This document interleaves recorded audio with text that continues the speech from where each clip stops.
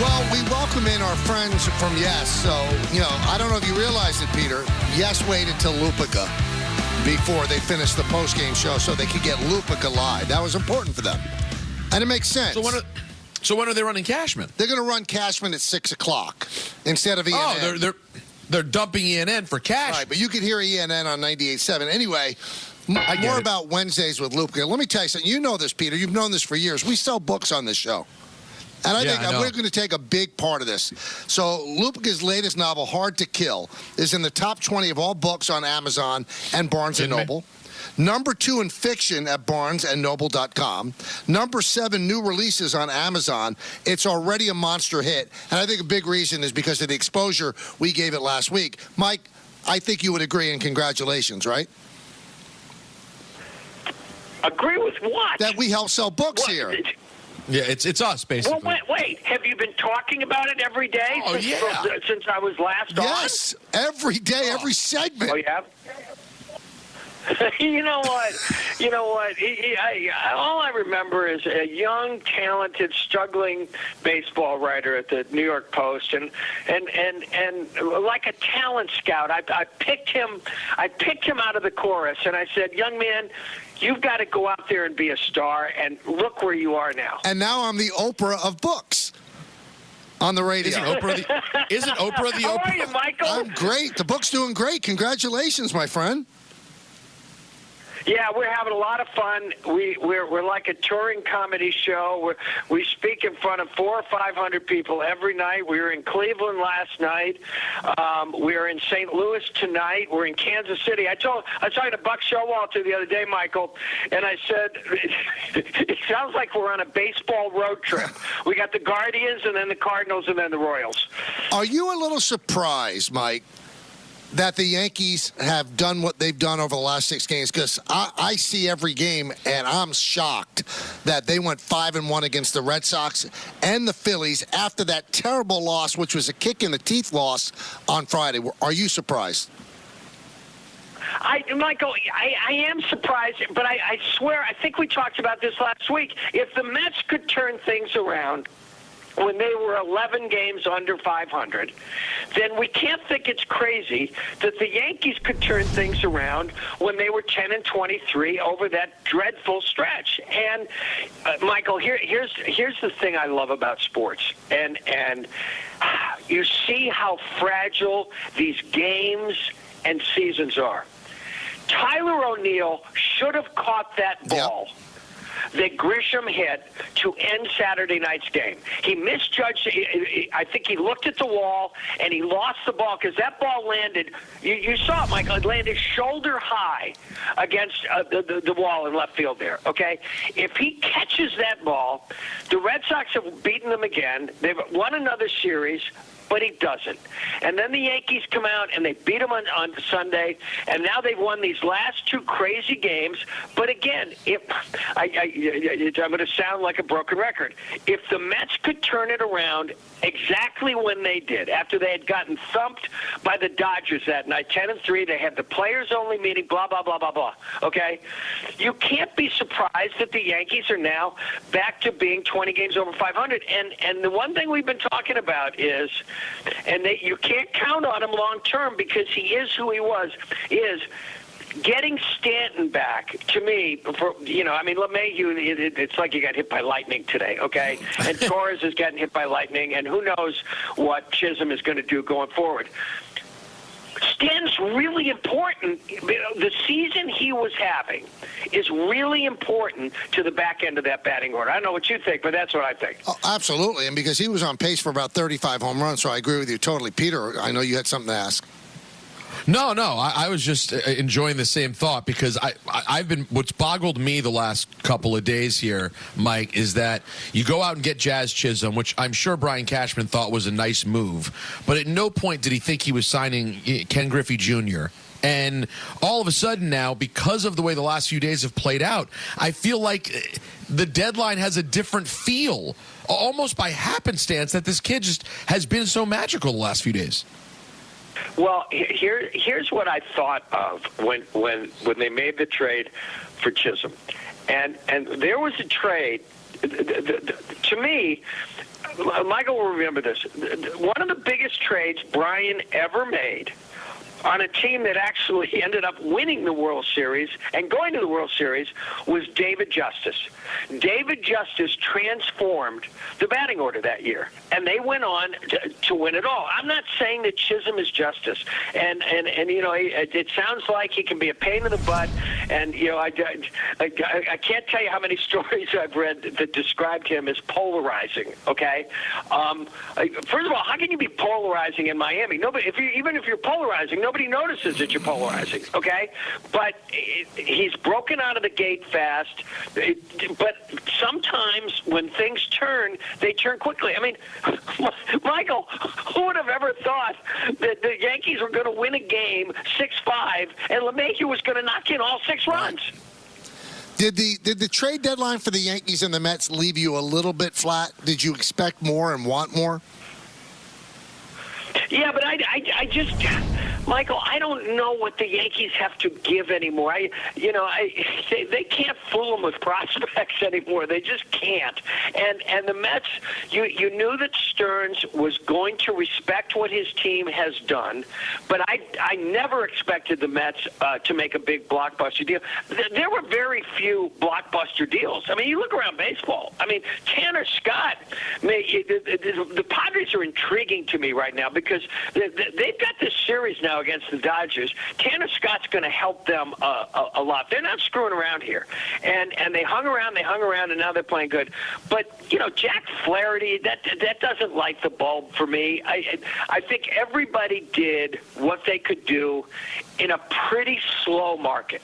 And now we play the rest of the season. And if you're a New York baseball fan, and you saw the way the Mets started, and then the 6 weeks that the Yankees just had, you got to be excited about August. You got to be excited about August and September, right? I would think it's going to be a fun last month. It's going to be a fun last 2 months for sure, and I think both teams are going to make the playoffs. I mean, the Mets, they're going to have some competition. I think the Yankees have a decent lead, and they have a chance to win the American League East too. So, that's all you ask for is to have 2 good months. Now, I'm curious about one thing because I know that this is not just your job. You actually love sports. You love the drama and the pageantry of it, and I feel that way as well. But, Mike, I don't love the Olympics. I think I've always called my little saying is it's capitalism wrapped in flags. It's all about making money. And I know that the athletes, obviously, they've been working their whole life for it. Does the Olympics move you, or does it leave you flat like it leaves me flat? Michael, before it started last week, I wrote a column that was based around Simone Biles. Simone Biles interests me tremendously. If she wins the individual gold after everything she went through in Tokyo, because the twisties, imagine flying through the air and not knowing where you are. For her to come back from that, and I'm trying to think of a comparable story in another sport where the GOAT, like the official GOAT, then gets the chance to write a comeback story, and that's what she's doing. And I'm a little interested in the basketball team, but not a lot. What I said in this column last week is the Olympics are not going to make us forget all the trouble in the world. Certainly not this world, okay? Right. But for a couple of weeks, they can make you think about it a little less. I'm not into medal counts, and I hate the cheerleading on television. I do. I forget. I don't even know who the person was. I was watching gymnastics the other day, and she goes, "Yay!" And I'm thinking, I don't know if that's the way they taught it to you in broadcast school. So it's a patriotic festival that it's not going to take long to annoy me. And there's just things that I cherry pick, Michael. Like, I'm tremendously interested in Nadal and Alcaraz. I love watching them play doubles. I would love to see Rafa Nadal go home with a gold medal. Well, and we got probably a couple of days ago the last match ever between Djokovic and Nadal, right? Yeah, and I mean, again, Rafa is not what he was. That wasn't much of a match. But there's, by the way, forget this for a second. I've been yelling about this with Patterson for a couple of days, right? When did 3-on-3 basketball become an Olympic sport? What the hell? It's so funny you say that. It came on the screen for me yesterday, Mike, and I'm like, listen, I'm into a lot of weird things. There's no, they only invented Ice Cube invented a pro league 2 years ago. There's no amateur 3-on-3. Like, why do we need this? Well, I mean, breakdancing is an Olympic sport now. Literally, breakdancing. Yeah, but I can. That's what Patterson threw at me when I have a response about 3-on basketball, and he said, "What about breakdancing?" I said, "Well, you got me there." But no, I have a response. I have a response to both, though, because breakdancing it's similar to gymnastics. It's similar to a lot of sort of physical sports that we could like nitpick whether or not it's a sport because you get judged. But at least it's the only one that exists. There's already the real basketball. You need a half-court 3-on-3? It's bizarre. Wow. I know. I'm telling you, I believe that forget about Paris.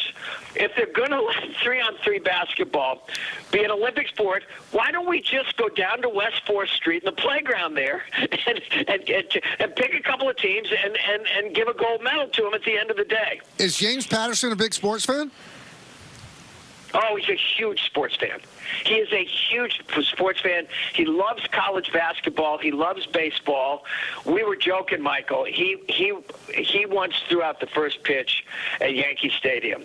And because during the Fox broadcast the other night, I was watching Matt Damon talk about how in his life, before throwing out the first pitch that night, he never thought about throwing a baseball as he was throwing it. And I threw out the first pitch on a book tour once at Comerica Park. I've written a book called The Bat Boy, about a Tigers bat boy.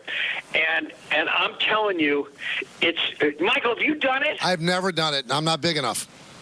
Oh, sure. Okay. It is, and all everybody told me was aim high. Because even if you throw it over the catcher's head, you kind of look good, okay? But you can't bounce the ball. Yeah. And it is one of the most daunting things. Jim got it across the plate. I got it across the plate. And it's, I don't know what Damon did. Did they show, I don't know if they showed it on the broadcast. I didn't see the pitch. But no. if you've never done it, it's really hard. I'll tell you what, Paul O'Neill threw out the first pitch earlier this year. I mean, Paul O'Neill, if you've seen him, he's in better shape than he was as a player. And he bounced the ball. He threw a 40-foot pitch. And he's constantly embarrassed by it, and we constantly keep rolling it in. So if Paul O'Neill could bounce it, I guess anybody could, right? Okay, Michael, here's my question, because I didn't see O'Neill do that, okay? Uh-huh. Was his first pitch worse than Stephen A. Smith's? Yeah, it was a little worse, yeah. Wow. A little worse. It was better than 50 Cent and better than Baba Booey, but it was not as good as Stephen A's. Paul O'Neill, the Warrior? Yeah, and oh my God. Mike, every time we roll it in, he shoots me a look. He is not pleased. He said the thing that threw him, because here's the thing. If you screw it up, it follows you around forever. Right. It's like then nobody's going to replay mine. But O'Neill, oh my God, you know what? It's like his 5 championships never happened. It's like his 5 World Series never happened. And here was his excuse. He thought he was throwing out the first pitch to some Yankee, and the Yankees arranged that Don Mattingly, who was in the Toronto dugout, was going to come out and catch it. He said, and seeing Cap through me. Oh, so that's his excuse. You know, when I threw it out at Comerica Park, Johnny Damon was with the Tigers, and he swore to me that he would catch my first pitch, okay? Right. And then they accelerated the process, and there I am on the ground, and where's my guy Damon? No, I can't find him, except he's waving at me like apologizing from the dugout. And before I threw the pitch, you know what I did? I looked over at him, and I made a little typing motion that was like, okay, I'll get you for this. And as I've told you before, Peter, you do not want that look from this man. Because he will get you. I didn't give him the wave of the hand, Michael, and I wish I had, because that's your famous move. He would have asked me later, and I'll say, you know what? Ask Michael Kay. He'll explain it to you. Well, good luck with the book tour. Next stop it's St. Louis tonight. St. Louis tonight on the campus of University of Missouri, St. Louis, and then we're in Kansas City, and then we're home on Friday.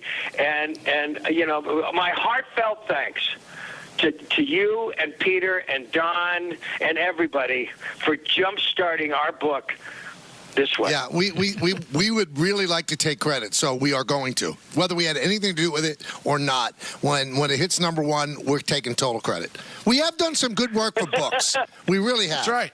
Sure we have. Yeah, we've got listeners. We got viewers. I mean, we help. No. Hey, guys, this every Wednesday is really fun, and I the plane got in on time. We were close enough to the hotel, so it all worked out. So you can tell Anthony that that he can rely, he can exhale now. We got it done today. And I bet you the weather is beautiful in St. Louis. Not hot at all today. Oh, no. I walked off the plane, and it's like somebody punched me in the stomach. Oh, brutal. Just an awful heat, too. You could chew it. Anyway, continued good luck on the tour on the book. Thanks, Mike. We'll talk to you next Wednesday.